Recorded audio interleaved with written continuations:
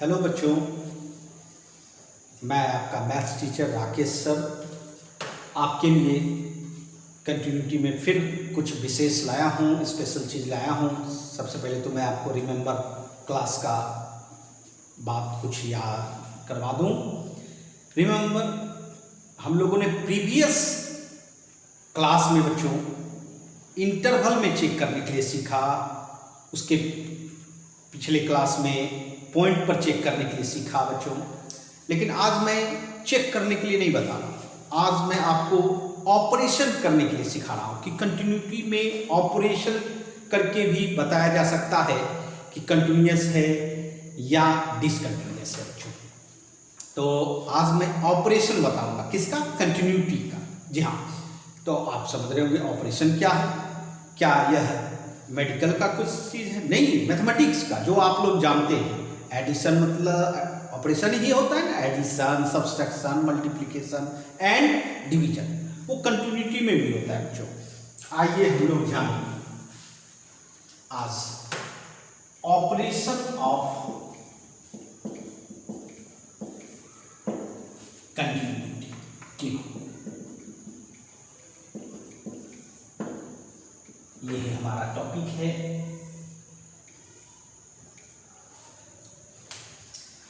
जैसे कि मैं बताना चाहता हूं, सबसे पहले तो आपको कोई दो फंक्शन लेना होगा। Let f x and g x,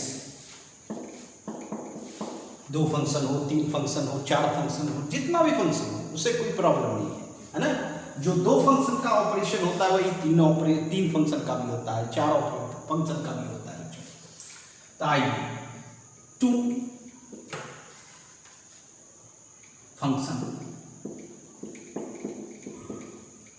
या कंटिन्यूअस फंक्शन एट कंटिन्यूअस, जैसे टू कंटिन्यूअस फंक्शन है किसी पॉइंट, कोई भी पॉइंट मान लीजिए ले लिया जाए x इक्वल टू सी,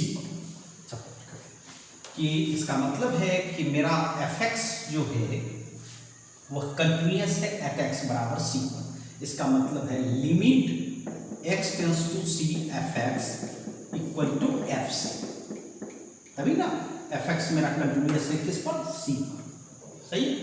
और दूसरा जो है gx भी मेरा कंटिन्यूअस है, इसका मतलब limit x tends to c gx equal to gc। जी हाँ, इसका मतलब मेरा दूसरा जो gx फंक्शन है वह भी कंटिन्यूअस है किस पर? c पर। तो मेरा दोनों फंक्शन c पॉइंट पर कंटिन्यूअस है। अब कंटिन्यूअस रहने के कारण ही ये कंडीशन फुलफिल करता है बच्चों, है ना। अब इसी का ऑपरेशन करना है बच्चों। सबसे पहले मैं बताना चाहता हूं, अगर ये दोनों फंक्शन कंटिन्यूअस है at x equal to c पर, तो क्या जोड़ेंगे तो कंटिन्यूअस होगा? जी हाँ बच्चों, अगर आप इनको दोनों फंक्शन को प्लस करते हैं तो भी वह फंक्शन क्या होगा?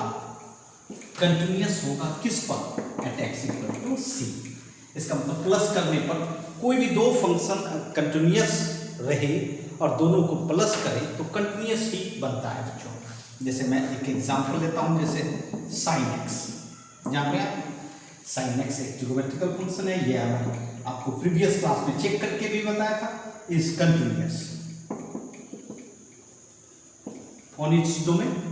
और फिर दूसरा फंक्शन लेते हैं cos x, क्या यह भी कंटिन्यूअस होता है ऑन इट्स डोमेन? हाँ, ये जरूर है, दोनों में जो कॉमन डोमेन है, ऐसे इस दोनों का कॉमन डोमेन रहता ही है। इसका भी आर होता है बच्चों, इसका भी आर होता है ना, आर मतलब और रियल है। अगर दोनों को प्लस करेंगे fx प्लस gx मतलब sin x plus cos x, क्या यह कंटिन्यूअस होगा? बिल्कुल, यह भी कंटिन्यूअस होगा ऑन आर। समझ रहे हैं? तो जी हाँ बच्चों, आपने क्या देखा? sin x कंटिन्यूअस फंक्शन था, cos x कंटिन्यूअस फंक्शन था, तो दोनों को प्लस करने पर भी क्या होगा? हमारा कंटिन्यूअस फंक्शन ही बनेगा। तो आपने समझा कि जोड़ने पर कंटिन्यूटी में कोई फर्क नहीं पड़ता है। अगर माइनस कर दिया जाए तो बच्चों एक बात याद रखिए, सब्सट्रैक्शन जो है वह एडिशन से ही बनता है। जो एडिशन का रूल रहेगा वही सब्सट्रैक्शन का रूल होगा। इसका मतलब है इसका मतलब ये हुआ बच्चों कि अगर आप माइनस भी करते हो तो भी क्या होगा, कंटिन्यूअस होगा। इसका एग्जांपल देने की जरूरत नहीं, यहाँ देखिए sin x is continuous and cos x is continuous, then sin x minus cos x is also continuous. समझ गए? यहाँ उसके बाद थर्ड नंबर देखिए, अगर कोई भी दो कंटिन्यूअस फंक्शन को मल्टीप्लाई कर दे तो क्या वो कंटिन्यूअस रहता है? बिल्कुल रहता है। जी हाँ, अगर आप दो कंटिन्यूअस फंक्शन को मल्टीप्लाई कर दें तो भी वह कंटिन्यूअस ही रहेगा जिस पॉइंट पर क्या था, f था एंड g था, दोनों था। मतलब ये हुआ कि sin x is continuous and cos x is continuous, then sin x into cos x is also continuous। समझ रहे मेरी बात? यहाँ इसका अगर एग्जांपल देखना चाहते हैं तो ये मैं एग्जांपल बगल में लिख देता हूँ, example sin x minus cos x है ना, इसका एग्जांपल हो जाएगा sin x into cos x। ऐसे कोई भी ले सकते हैं बच्चों, ऐसा नहीं है कि sin और cos ही लेंगे। समझ गए?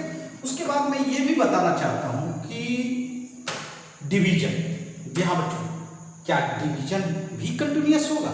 बिल्कुल, क्योंकि मल्टीप्लिकेशन जब कंटिन्यूअस हो जाए तो मल्टीप्लिकेशन की उत्पत्ति होती है कौन? डिवीजन।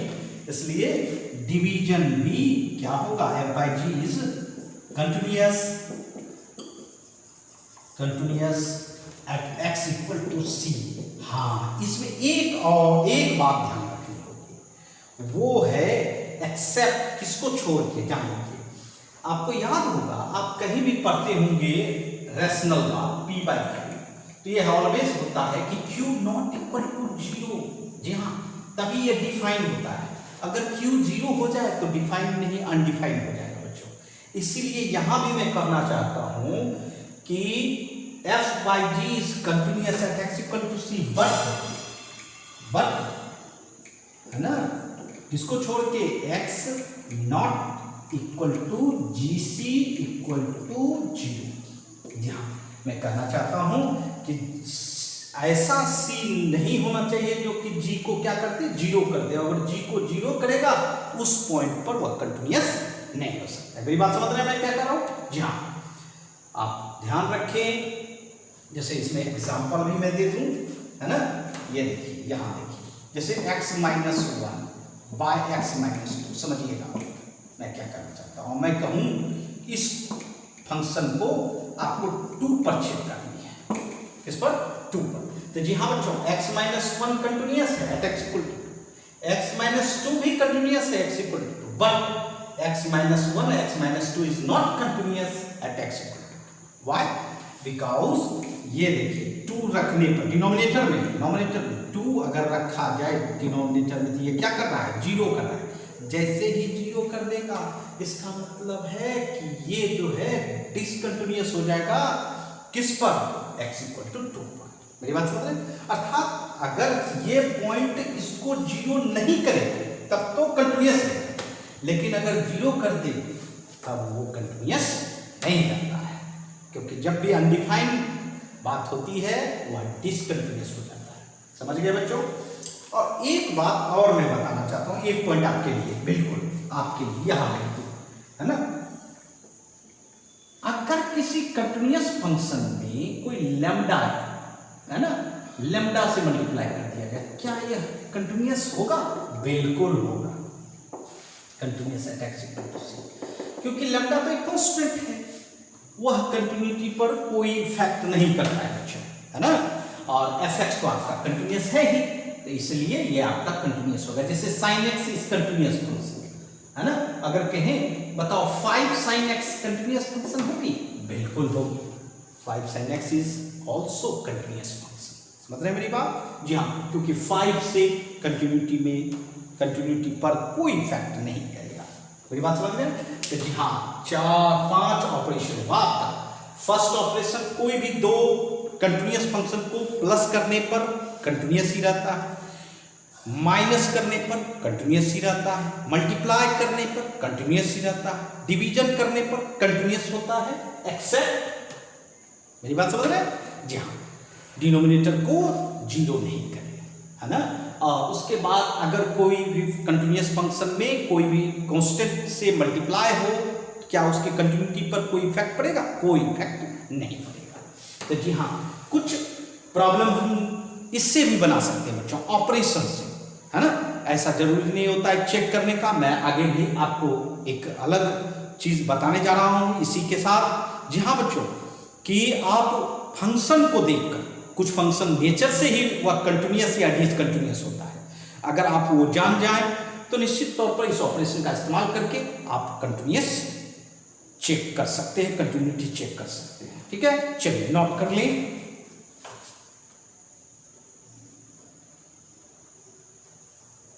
हाँ, तो बच्चों हम पढ़ा रहे थे आपको कि किस तरह से कंटिन्यूटी में ऑपरेशन किया जाता है ना। जोड़ा भी जाता है, घटाया भी जाता है, मल्टीप्लाई भी किया जाता है, डिवीजन भी किया जाता है ना।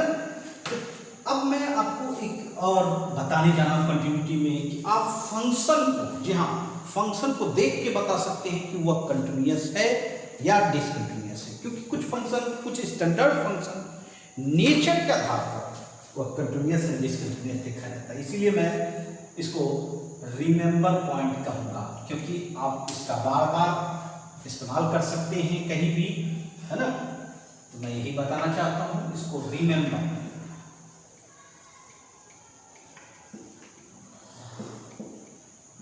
पॉइंट्स के रूप में जाने।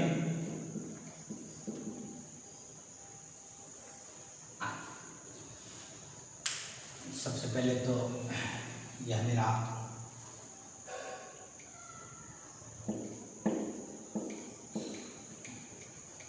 कह सकते हैं नेचर ऑफ, नेचर मतलब प्रकृति, nature of function for continuity. किसके लिए? कंटिन्यूटी के लिए। जी हाँ बच्चों, ये हमारा टॉपिक है और ये आप मेमोरी में रख सकते हैं बच्चों, क्योंकि हर वक्त आप चेकआउट नहीं करोगे बच्चों। अगर कहीं भी या कोई जानकारी लेने के तहत आपसे पूछा जाए तो आप डायरेक्ट जवाब दे सकते हो बच्चों। आइए, सबसे पहले तो मैं बताना चाहता हूँ जो सभी लोग जानते हैं, पॉलिनोमियल फंक्शन। जानते हैं आपको पॉलिनोमियल? जी हाँ बच्चों, पॉलिनोमियल आप बहुत लोअर क्लास से पढ़ते आ रहे हो बच्चों।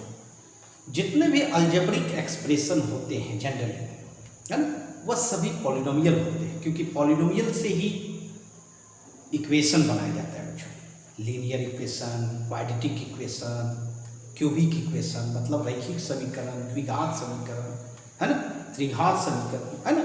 ये जितने भी इक्वेशन बनते हैं अलजेब्रा में, वह किसके आधार पर? पॉलिनोमियल के आधार पर। जी हाँ बच्चों, आपको मैं बताना चाहूंगा जितना भी पॉलिनोमियल होता है, नोमियल फंक्शन, है ना, क्या होंगे? इज कंटिन्यूअस, कंटिन्यूअस होंगे बच्चों ऑन इट्स डोमेन। जी हाँ बच्चों, अपनी डोमेन पर वह क्या होंगे? कंटिन्यूअस होंगे, है ना। पॉलिनोमियल, ऐसे इसको हिंदी में बोलते हैं बहुपद। जी हाँ, है ना। तो जितने भी देखिए polynomial fx equal to an x to power n, an minus 1 x to power n minus 1, so ए जी, है ना। ये पॉलिनोमियल फंक्शन है और इसके साथ साथ एक कंडीशन फॉलो करनी होती है पॉलिनोमियल के लिए। ये जो आप पावर देख रहे हो, यह नॉन निगेटिव होना चाहिए, non negative integer, non negative integer. जी हाँ, या आप लोगों ने 5-6 में पढ़ा होगा, जैसे 0 plus minus 1 plus minus 2 dot dot dot, sorry plus minus नहीं, प्लस 1 प्लस 2 प्लस 3, है ना। नॉन निगेटिव मतलब निगेटिव को छोड़ के जितने भी इंटीजर होते हैं वह। तो चूंकि 0 से स्टार्ट होता है इंटीजर बच्चों राइट साइड और लेफ्ट साइड निगेटिव, तो उसको छोड़ना ही है। तो जी हाँ बच्चों, ये जो पावर देख रहे हो, यह पावर निगेटिव नहीं होना चाहिए, तब तो वह पॉलिनोमियल है। और पॉलिनोमियल होगा तो वह क्या होगा? कंटिन्यूअस होगा। और मैं बताना चाहता हूँ ये भी कि जनरली पॉलिनोमियल का जो डोमेन होता है आर मतलब minus infinity two plus infinity, ये हर जगह आपका कंटिन्यूअस होगा बच्चों। मैं एग्जांपल भी देता हूँ, आप देखे हो f x equal to a x plus b, ये मैं लेटर के रूप में स्टैंडर्ड फंक्शन ले रहा हूँ है। ऐसे 2x प्लस 1, 5x प्लस 3, ये लिख सकते हैं 5x प्लस 3, 2x प्लस 7, क्या है लीनियर पॉलिनोमियल। इसको क्या कहते हैं लीनियर। लीनियर क्यों बोले, क्योंकि 1 पावर है ना। अब जब 1 पावर हो तो उसको लीनियर बोला जाता है। उसके बाद x square plus b x plus c, ये क्या है क्वाड्रेटिक पॉलिनोमियल, आपका कंटिन्यूअस होगा। इसको देख के बता सकते हैं ये क्वाड्रेटिक कैसे हुआ पॉलिनोमियल, दैट मींस क्या कहिएगा कंटिन्यूअस है on its domain. ax cube plus bx square plus cx plus d, ठीक है। तो ये आपका पॉलिनोमियल है बच्चों। जैसे कहीं हम लिखते हैं 5x square plus 3x plus 2, बताओ कि ये कंटिन्यूअस है। बिल्कुल, क्या बोलोगे, या ये कंटिन्यूअस है किस पर, r पर, है ना। इसी तरह इसका भी एग्जांपल ले सकते हैं बच्चों।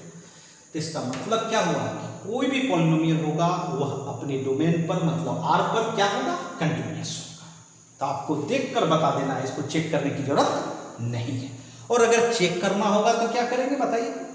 जी हाँ, जैसे ही r मतलब minus infinity two plus infinity, तो आपको याद होगा प्रीवियस क्लास में मैंने पढ़ाया था ओपन इंटरवल में चेक कैसे किया जाता है। तो सी पॉइंट पर, आर्बिट्ररी पॉइंट पर, है ना, बस आर्बिट्ररी पॉइंट पर चेक कर लेना है ना। ऐसे इसकी जरूरत नहीं होती है बच्चों, ताकि ये नेचर के आधार पर आप बता सकते हो कि यह कंटिन्यूअस है या डिसकंटिन्यूअस है। ठीक है, चलो नोट कर लें।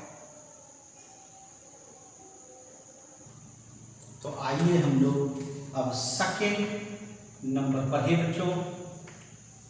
अब दूसरा कौन सा ऐसा फंक्शन है जो कि नेचर के आधार पर आप देख सकते हो वह कंटिन्यूअस है या डिसकंटिन्यूअस है। जहां रैशनल फंक्शन, जितने भी रैशनल फंक्शन होते हैं, एवरी रैशनल फंक्शन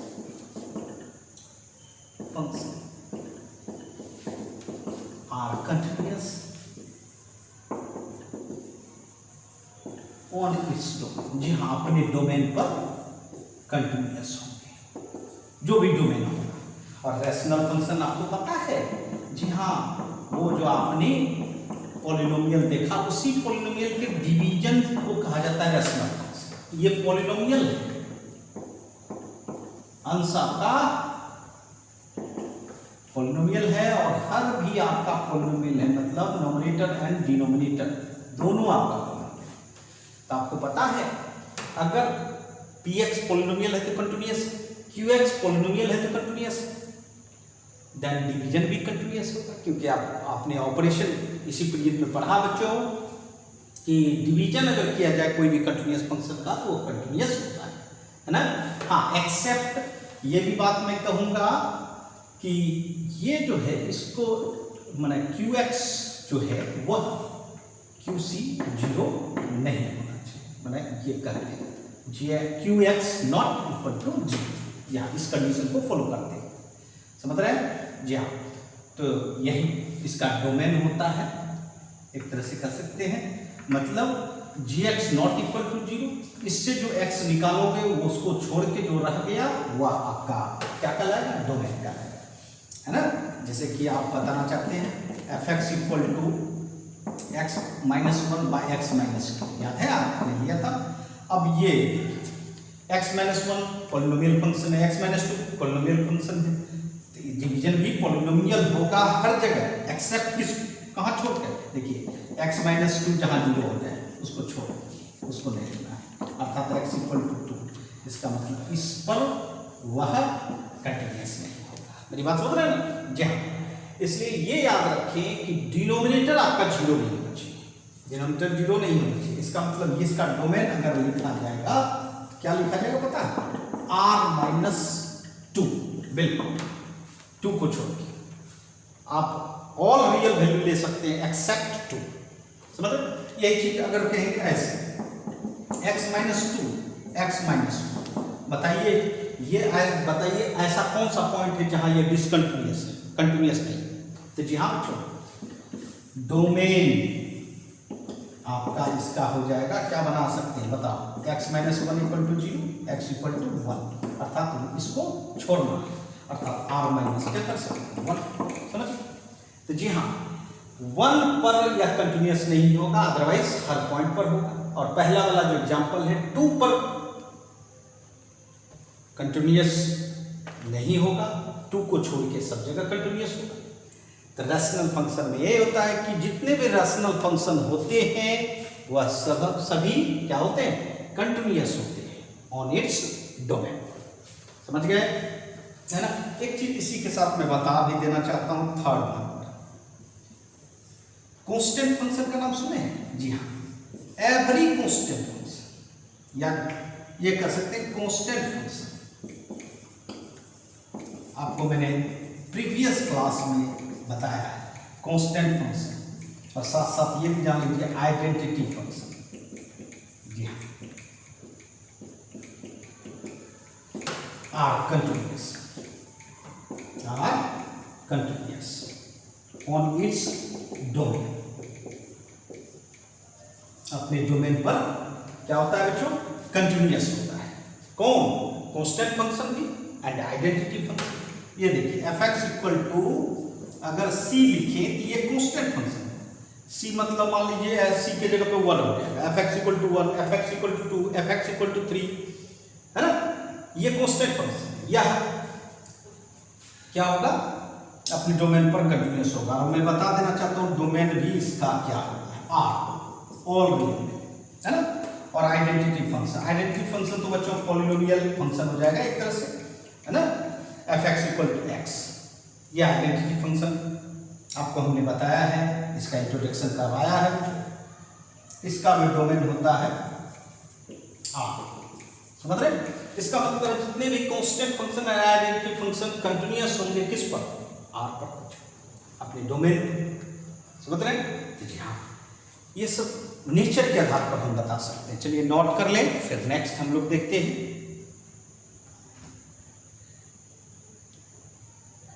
हाँ तो बच्चों, हम लोग कांस्टेंट फंक्शन आइडेंटिटी फंक्शन को जान रहे थे। आपको याद होगा इसका ग्राफ भी ड्रॉ किए थे आप। जी हाँ, कांस्टेंट फंक्शन, ये एक्स एक्सिस, ये वाई एक्सिस है, ठीक है। कांस्टेंट c है, c मतलब जो भी आपकी लंबाई हो वो ले लीजिए, और इसका अगर ग्राफ ड्रॉ करेंगे कैसे ड्रॉ होती है, पैरेलल टू एक्स एक्सिस, ठीक है। अब बताओ इस ग्राफ में क्या लग रहा है, यह ग्राफ मूव कर रहा है -∞ टू +∞। कहीं कोई आप टूटा हुआ फूटा हुआ ऐसा दिख रहा है क्या? बिल्कुल नहीं दिख रहा है। इसका मतलब हर जगह क्या है, कंटिन्यूअस है। ये कांस्टेंट फंक्शन का ग्राफ हुआ fx इक्वल टू c, है ना। और आइडेंटिटी फंक्शन का भी ग्राफ हमने आपको बताया था। देखिए इस तरह से ग्राफ से भी जानना चाहिए कि मेरा कंटिन्यूअस है या नहीं। ये देखिए ऑरिजिन से पास होते हुए ये चला जाता है, ये fx इक्वल टू x का ग्राफ है, बीचों बीच मिडिल, है ना, ऑरिजिन से पास करते हुए जाता है। तो क्या इस बात पर कहीं कोई गैप है क्या, या कोई ब्रेक है क्या? बिल्कुल नहीं। इसका मतलब है कि आइडेंटिटी फंक्शन भी क्या होगा, कंटिन्यूअस होगा। समझ गए बच्चों? तो जी हाँ, ये constant function and identity function की बात हो रही थी। अब मैं बताना चाहता हूं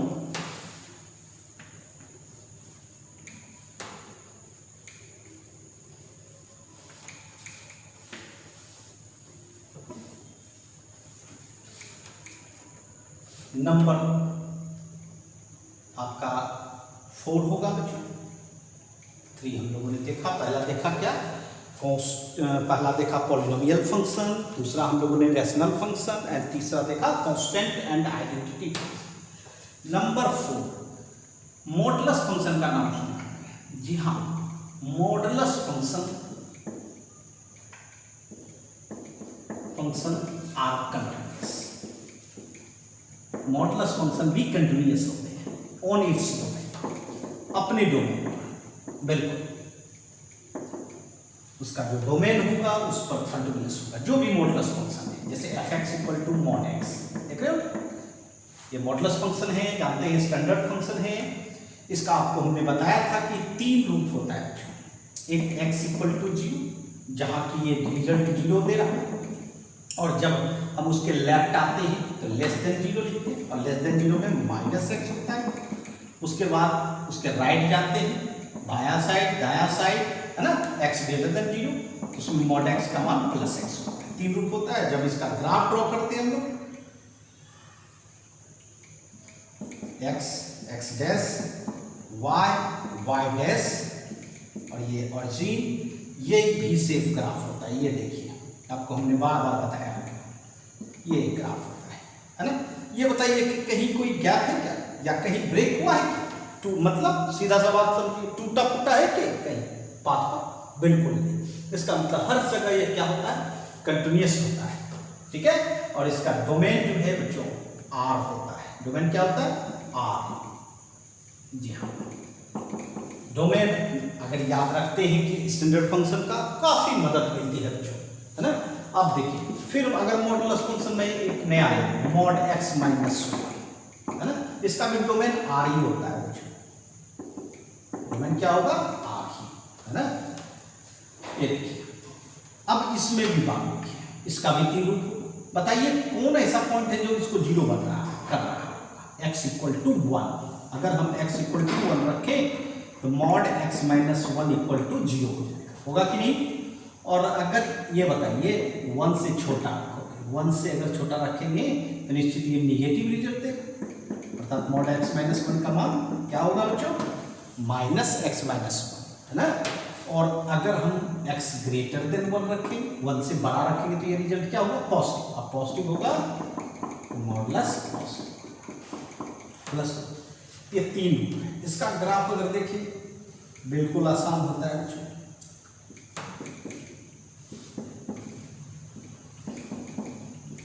देख रहे हैं? अब देखिए, यहाँ 0 से टर्न हो रहा है, यहाँ किस पर टर्न हो रहा है? 1। इसका मतलब x इक्वल टू 1 पर आप V शेप का ग्राफ बना दो।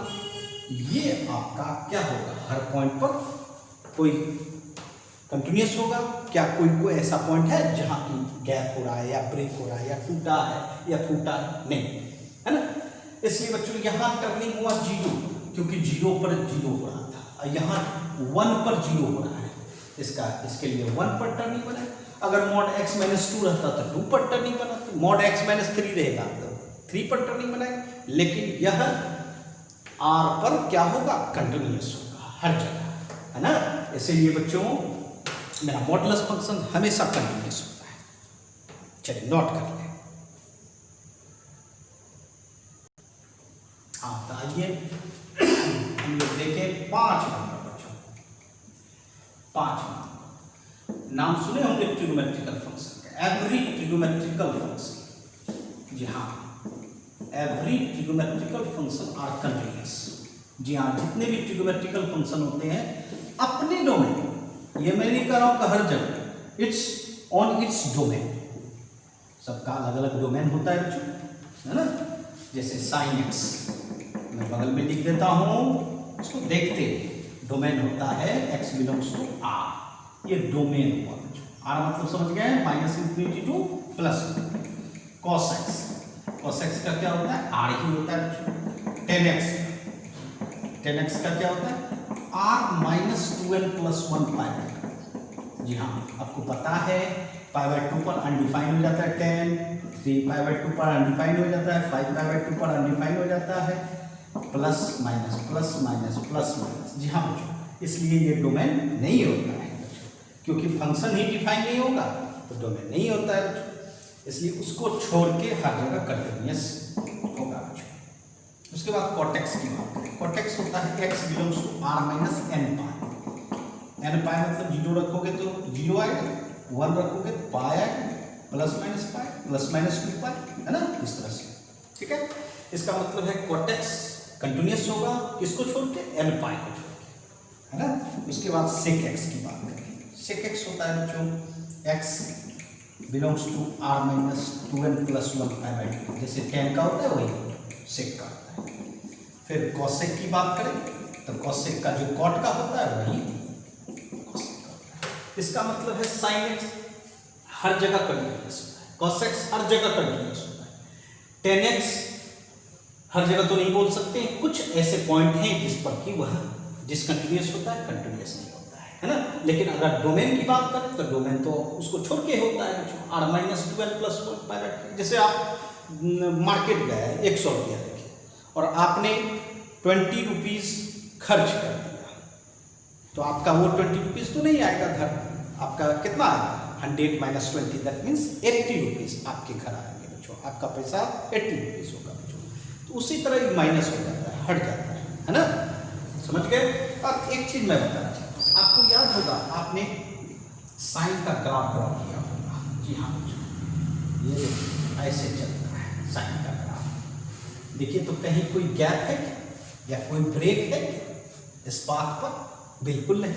इसका मतलब है यह हर जगह क्या होगा, कंटिन्यूअस होगा। इसी तरह इस सबका ग्राफ भी मैंने बताया है, उस ग्राफ को भी देख सकते हैं कि जिस पॉइंट पर ब्रेक हुआ होगा वह पॉइंट डोमेन ही नहीं है। जैसे 10 में ये जो देख रहे हो एक्स्ट्रा पॉइंट जिसको माइनस किया गया है, उस पॉइंट पर ग्राफ मेरा टूटा होगा अर्थात डिसकंटिन्यूअस होगा, वह पॉइंट हमको लेना ही नहीं है क्योंकि वो डोमेन होता ही नहीं। ठीक है, तो ये ट्रिगोमेट्रिकल फंक्शन है, अपने डोमेन पर कंटिन्यूअस होते हैं। ठीक है, चलिए नोट कर लें। हाँ, तो 5 तक हम लोगों ने देख लिया बच्चों। आइए 6 नंबर 6 में क्या है, ट्रिगोमेट्रिकल का अपोजिट जो होता है inverse trigonometrical function, ITF. Every ITF functions are continuous. ITF समझ जाओगे ना, inverse trigonometrical function are continuous on its domain. जी हाँ बच्चों, यह भी अपने डोमेन पर कंटिन्यूअस होता है, चेक करने की जरूरत नहीं पड़ती। जैसे हमने आपको चेक करने के लिए सिखाया है साइन इनवर्स एक्स, याद है? यहाँ प्रीवियस मैंने क्लास में इसको चेक करने के लिए भी सिखाया। इसका डोमेन बच्चों -1 से +1, x बिलोंग्स टू -1 से +1, क्लोज इंटरवल होता है।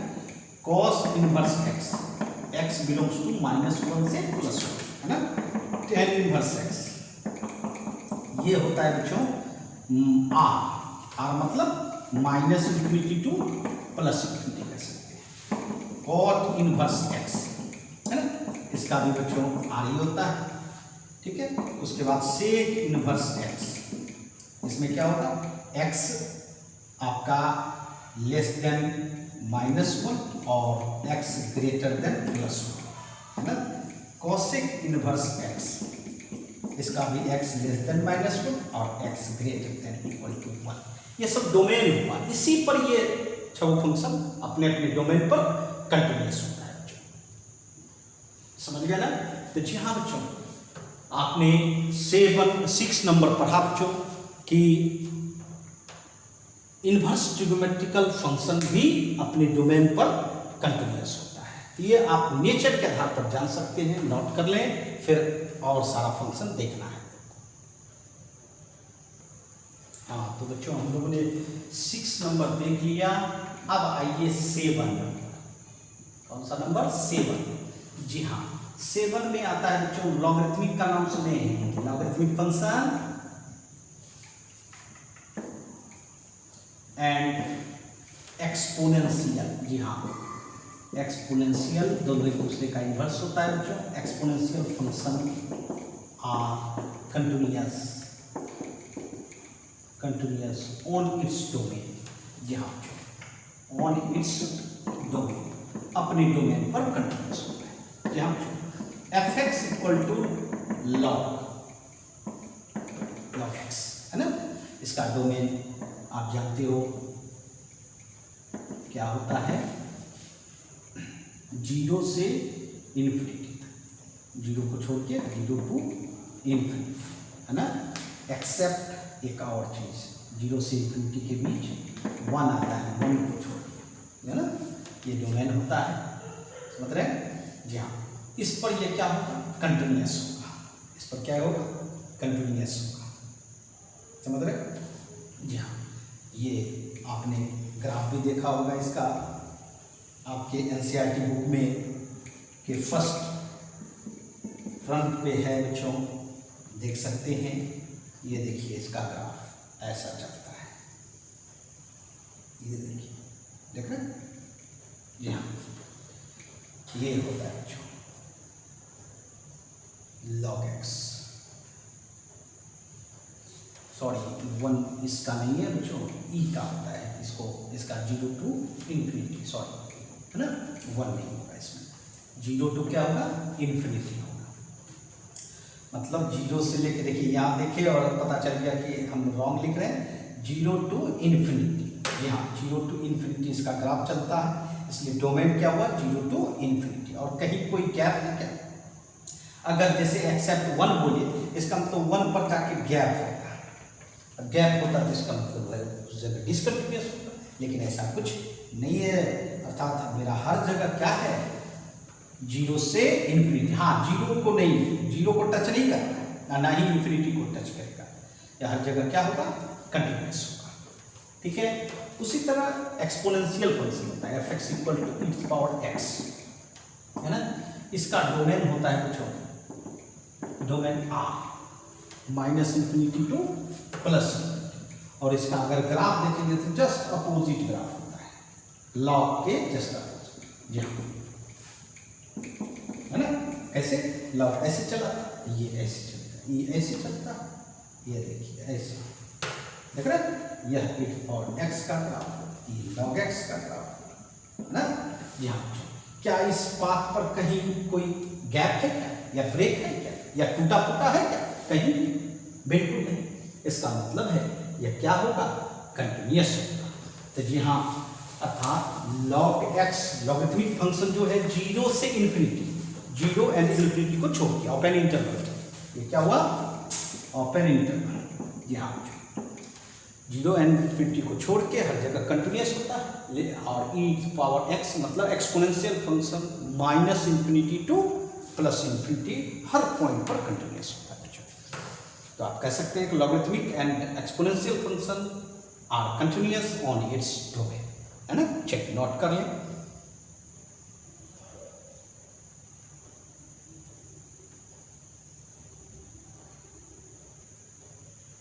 हाँ तो बच्चों हम लोगों ने 7 तरह के फंक्शन को देखा।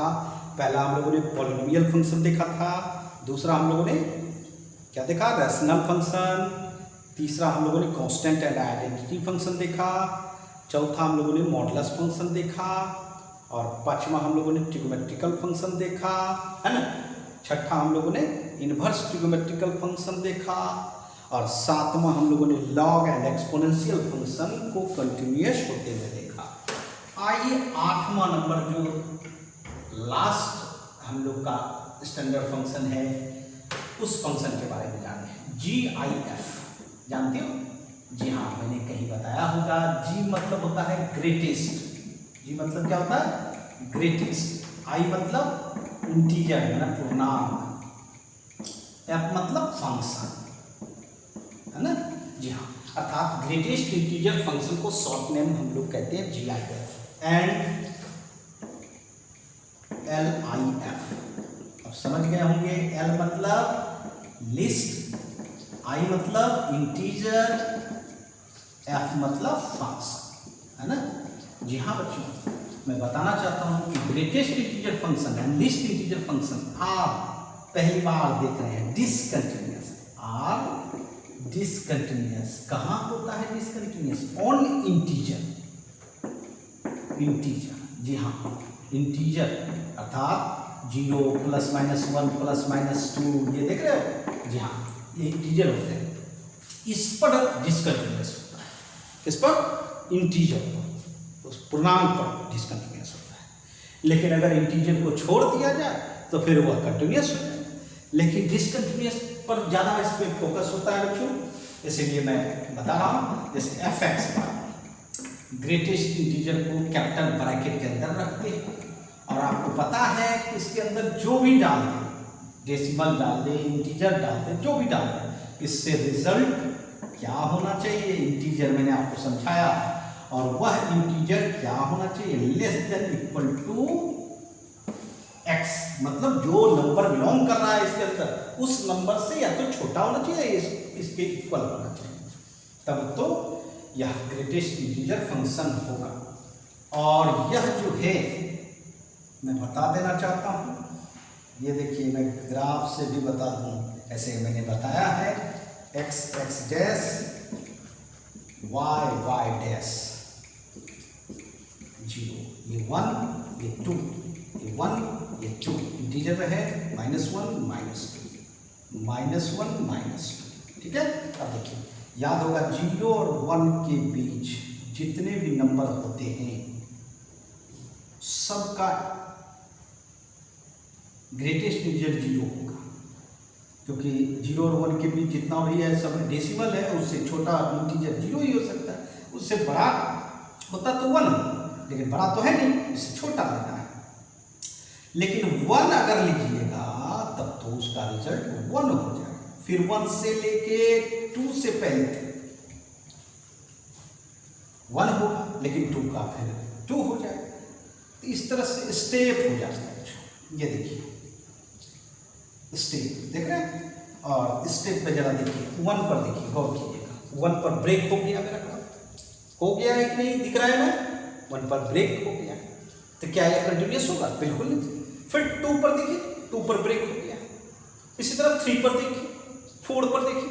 इसीलिए बच्चों यह जो है डिसकंटिन्यूअस होता है कहाँ? 0 पर, +-1 पर, +-2 पर ना। और मैं ये भी बता दूं, अगर हम बात करें इतना इज डिसकंटिन्यूअस कह सकते हैं, डिसकंटिन्यूअस,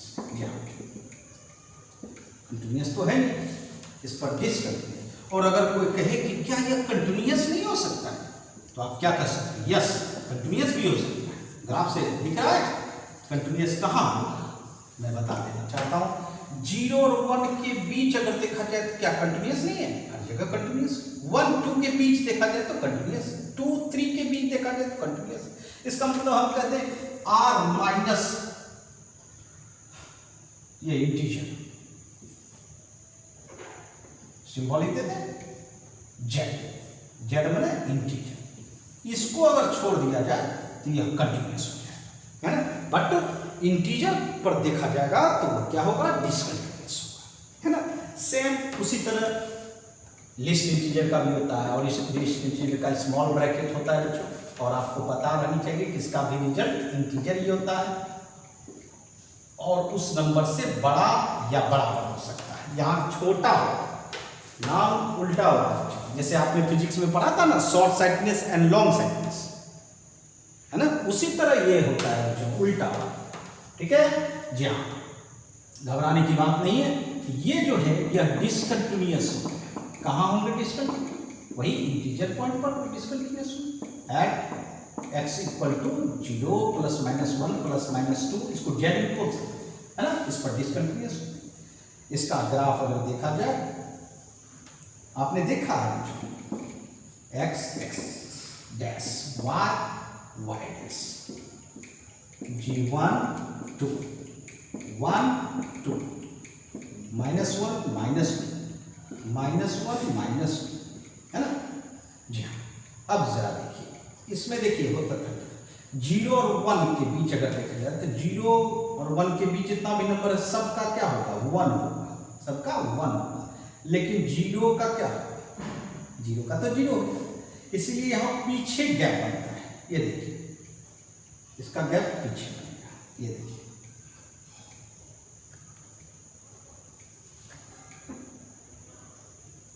है ना, क्योंकि 0 और 1 के बीच जितना भी नंबर है सबका 1 होगा, 1-2 के बीच जितना भी है सबका 2 होगा, 2-3 के बीच जितना भी होगा सबका 3 होगा, मतलब जो ऊपर वाला इंटीजर होगा वो होगा, क्योंकि गेट होना चाहिए।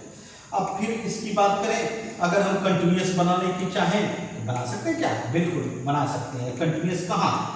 इंटीजर को छोड़ के, अर्थात r-z, सही है, r-z, जी हाँ, इंटीजर।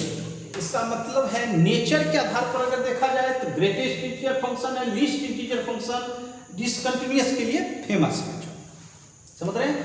तो जी हाँ, डिसकंटिन्यूअस कहाँ हुआ? इंटीजर पॉइंट पर, दोनों फंक्शन, समझ गए। तो जी हाँ, मैंने कोशिश किया आपको ग्राफ से भी कंसेप्ट क्लियर करने के लिए बच्चों।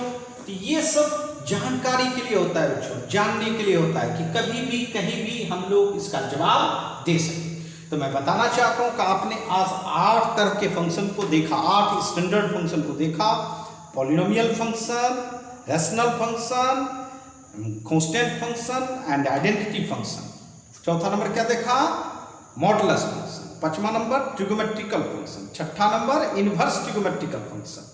और सातवां नंबर क्या देखा? लॉगरिथमिक एंड एक्सपोनेंशियल फंक्शन, है ना। ये सातों फंक्शन क्या था? हर जगह मैंने अपने डोमेन पर, सॉरी हर जगह नहीं बोलना चाहिए, अपने डोमेन पर कंटिन्यूअस हुआ। और आठवां नंबर में आपको डिसकंटिन्यूअस देखना पड़ा greatest integer function and least integer function के लिए, है ना। चलिए इसको नोट भी कर लें, साथ साथ अपने साथ प्रैक्टिस भी करें। मैंने आपको आज होमवर्क दिया है कि आप चेक कर सकते हैं ऑपरेशन के थ्रू, क्योंकि आज आप लोगों ने 2 टॉपिक पढ़ा, एक ऑपरेशन ऑफ कंटिन्यूटी पढ़ा और दूसरा आपको कुछ रिमेंबर पॉइंट्स दिखाया जो नेचर ऑफ फंक्शन है कंटिन्यूटी के लिए। ठीक है, चलिए धन्यवाद, फिर मिलते हैं नेक्स्ट क्लास में।